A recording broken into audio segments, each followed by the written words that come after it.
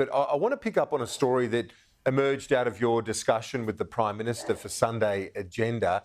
This is in regard to the next Governor-General. There's been some speculation, Andrew, that the government is going to appoint an Indigenous Governor-General to be the head of state. And he doesn't deny that here, the PM. This is... we've held this back from my weekend interview with the Prime Minister. He doesn't confirm it either, but there's been speculation around Tom Calma and Linda Burney in particular. Tom Calma, after that unsuccessful Voice referendum, of course, is the author, should I say, of the Langton Calma report. He accompanied the PM to the US for that state visit with Joe Biden, and there has been speculation earlier this month, particularly in the Australian newspaper, he could fill the role. He's keeping tight-lipped. He's saying he's trying to get the King out here later this year, the PM. Have a listen to what he says about that GG appointment, which will be occurring mid-year. Just finally, are you considering an Indigenous person for the office of the Governor-General when David Hurley's replaced this year? I'm consulting with the King as is appropriate, and it's important that that proper process be undertaken. Is it a possibility you could appoint a Tom Calma or a Linda Burney? I'm not going to go through options, because then you get into will it be a man, will it be a woman, who will it be?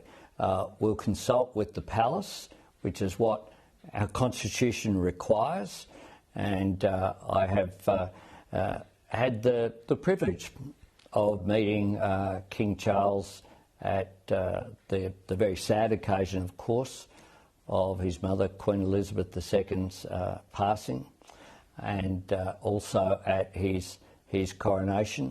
I am hopeful, and I've invited King Charles to come to Australia around the time that he'll be visiting the Pacific to attend the CHOGM meeting in the second half of this year. But we'll have processes. Might the Governor-General be announced then, or is it unrelated? Is it middle of the year? Those things are not related. Yeah. The current Governor-General's term finishes at the end of this financial year. During that interview, I also put to the PM that Cabinet colleagues had said that he was rocked by the Voice result. It was emphatic against Anthony Albanese's wish to set up in the Constitution an Indigenous voice to Parliament. He expanded a bit here and spoke about that when Peter Dutton appointed Julian Leeser, an advocate for the Voice as opposition Indigenous spokesman after the election, that lured him into a false sense of security. The opposition were going to support the Voice. And he says basically the thing was dead as soon as Peter Dutton announced that he wasn't supporting it. Of course, Julian Leeser quit the front bench then. So why did it fail? I mean, clearly you thought it had a hope. I certainly was optimistic that Australians would choose, because no referendum has been carried without bipartisan support in this country.